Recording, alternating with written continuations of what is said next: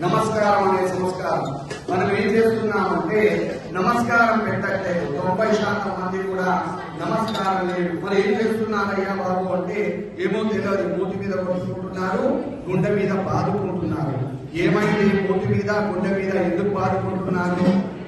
దేవాలయం వచ్చారు, మీరు ఎలా నమస్కారం చేయాలి ఒకసారి చూపియండి, ఒక్కసారి చూపియండి.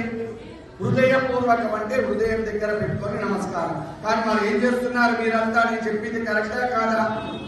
మూతి మీద కొట్టుకుంటారు, గుండె మీద కొట్టుకుంటారు. ఎందుకంటే దేవాలయానికి వచ్చారు, దేవాలయంలో అలా కొట్టుకోవాలండి. అది కొట్టుకునే ప్రదేశం వేరే ఉంది, అది కొట్టుకునే ప్రదేశం వేరే ఉంది.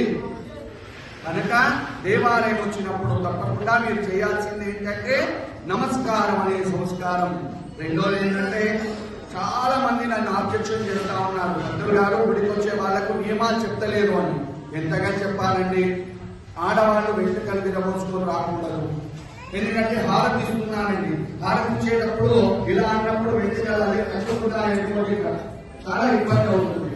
ఇక్కడ ఫ్యాన్ ఉంది, ఫ్యాన్తో కట్టుకున్నా ఇబ్బంది అవుతుంది. ఒక వెంట్రుక కనుక కుంకుమల పడ్డ ఇబ్బంది అవుతుంది. 10,000 జన్మల పాపం. మగవారు కూడా వీలైనంత వరకు ఒక మీద భుజం మీద షెల్లా వేసుకోండి. షెల్లా లేకపోతే కిరీటం లేనట్టుగా మగవాళ్ళకి చెప్తున్నా. అందుకనే పూర్వకాలంలో ఒక షెల్లా వేసుకొని తిరిగేవాళ్ళు. నేను దీక్ష తీసుకుంటానండి, దీక్ష తీసుకున్న వారం రోజులే నేను ఉంటానండి, తర్వాత నేను మనిషిని కాదండి, మృగాన్ని అనకండి. మనము పుట్టినప్పటి నుంచి చచ్చే వరకు మనుషులం. మనకు జ్ఞానం అనేటువంటిది భగవంతుడు ప్రసాదించాడు. ఆ జ్ఞానాన్ని 10 మందికి మనం చెయ్యాలంటే మనం ముఖ్యంగా ఒక షెల్లా కండువా వేసుకోవాలి, బొట్టు పెట్టుకోవాలి. ఇది ఏంటి? భారతీయత, మన హిందూ సాంప్రదాయం. బొట్టు పెట్టుకుంటే నేను తలస్నానం చేయలేదండి, బొట్టు పెట్టుకోనండి. ఎవరు చెప్పారండి తలస్నానం చేయకపోతే బొట్టు పెట్టుకోవద్దని? బొట్టు పెట్టుకోండి, మీకు ఉన్నటువంటి పాపాలన్నీ పోతాయి. బొట్టు పెట్టుకోవడం నేర్చుకోండి, అదేవిధంగా దండం పెట్టడం నేర్చుకోండి. ఇంకా ఎంతసేపు అయితే లేదు. భుజగదంబ విశ్వపాలని మాతాకి.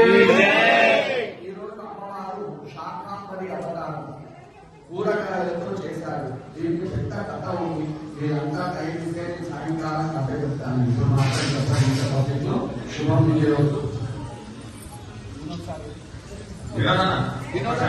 చెట్టు రూపం తీసుకొని వెళ్ళాలి.